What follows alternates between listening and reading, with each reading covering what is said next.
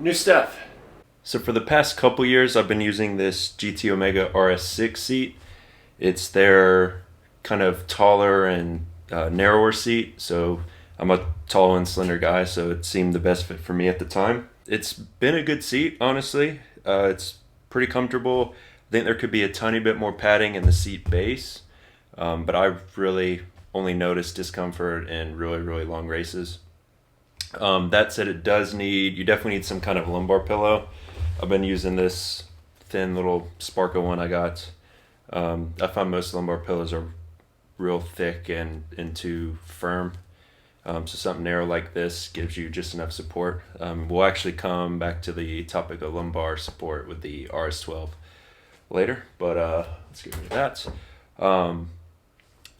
So the main issue I've had with this seat isn't with the seat itself, I guess you could say. It's the material it's made out of. It's this, vinyl fake leather, which is held up great, actually. There's no real staining.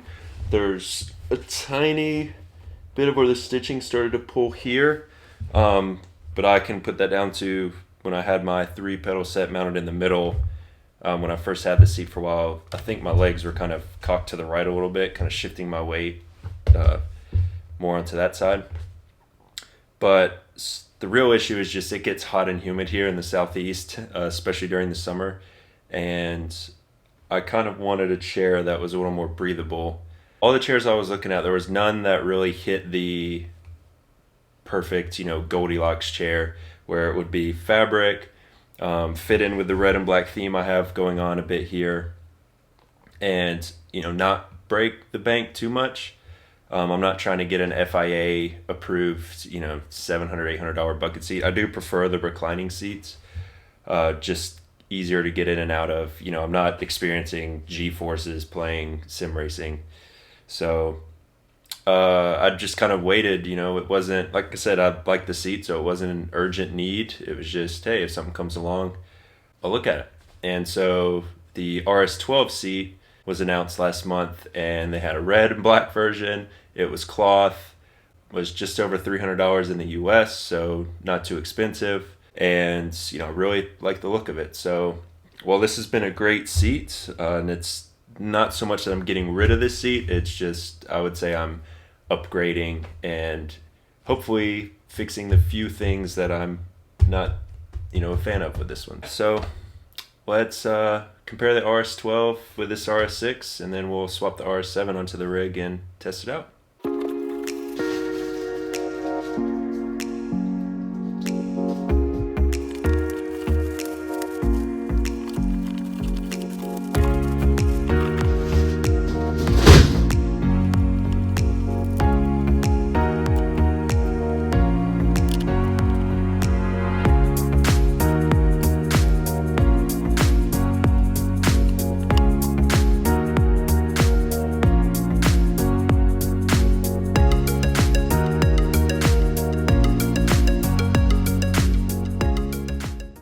So comparing these two side by side, sitting in them, there's one difference that is immediately noticeable, and that is the shape of the bolsters. The bolsters on this seat in particular are touching me basically constantly, and I'm a slim guy, so if you're on the larger side, the seat probably won't be the most comfortable for you. But yeah, the bolsters do a great job of holding me in place. I don't really come into contact with the shoulder supports though. It's interesting, this part of the back of the seat seems to kind of push out, and it almost kind of keeps you from using the shoulder supports, which is interesting. When I have the lumbar pillow in and I think I have it reclined a little more when I used it on the rig, maybe that kind of plops you down and gets you to use the shoulder pads more, but honestly, sitting here now, I really don't see me coming into contact with them. So in contrast, we can move over to the RS12, and immediately you notice there's more padding in the seat base. Now granted, some of this could be brand new seat, almost 2 years old seat. There's also more lumbar support built in. This one really has no lumbar support. You're going to want a lumbar pillow if you use it.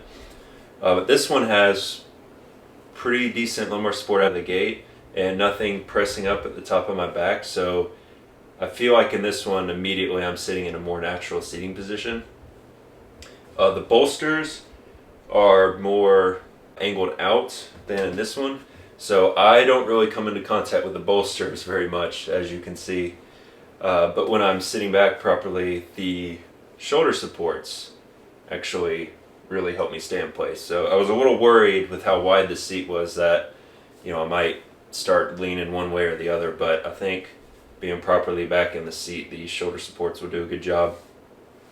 You do also have a built-in headrest here. It's some padding. It's 3/4 of an inch, maybe an inch thick, but it's just enough where when you sit back in the chair, it's actually really comfortable, and it doesn't, feel like it's pushing your head forward, and it's not too stiff or anything like that. So I kind of forgot it was going to have that actually, but I really like it.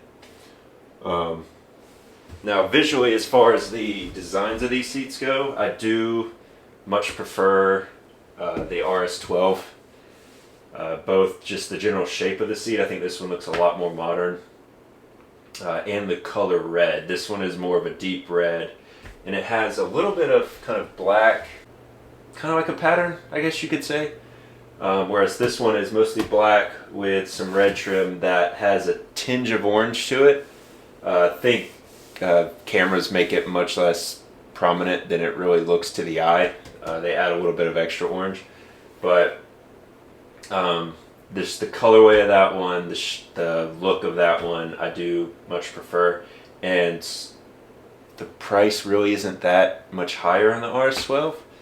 So personally, unless this one just really speaks to you and you really want a vinyl seat, at least on first impressions and visually, I don't see why you wouldn't go with the RS12. There's other colors too. I think there's a white seat maybe. I know there's a pink one, and then there's a black one, and then there's a black one that is fabric and the vinyl, which it might be real leather. I'm actually not sure, but I wanted 100% airflow, being able to breathe, so went with the cloth red one, and it goes with my rig, the kind of red and black theme I have, and actually this red matches my wheelbase almost perfectly, so kind of ties everything together.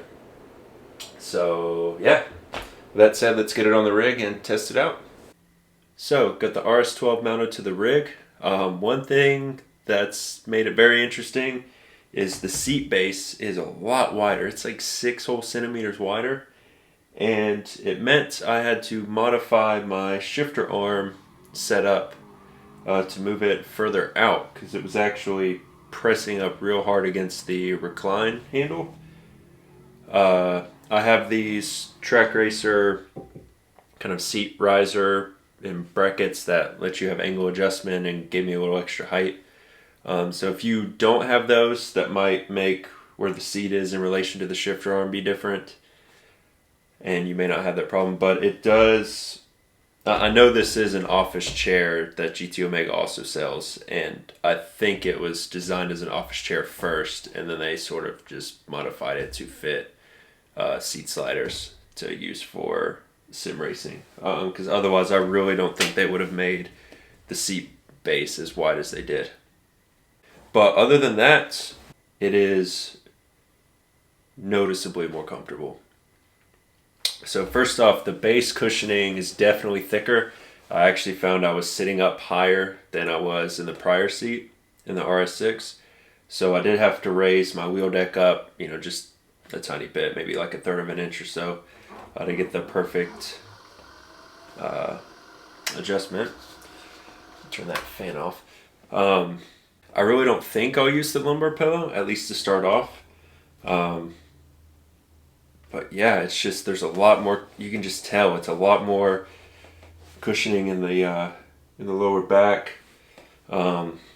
This pillow's nice, like leaning back. You can, rest your head on this cushion.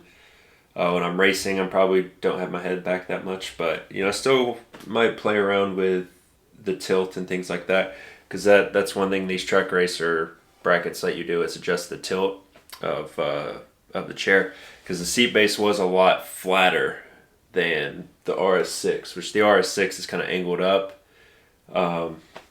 So that was one thing. In the RS6, I had these just set to flat because it had enough angle. But in this one, I actually tilted the brackets up one notch to get the best driving position. But yeah, we'll see, how it holds up. And, obviously it'll still get hot in here doing long races. But hopefully it'll, with the cloth material, be a little cooler in long runs. But yeah, I gotta say, I think longer races are gonna be more comfortable, even if it wasn't a different material, just from the extra cushioning and the shape of the seat back. Just it feels more ergonomic to me and more natural. So yeah, that's the RS12 in a nutshell. So you'll be seeing all my streams from now on Twitch. Will be using this seat unless something catastrophic happens with it.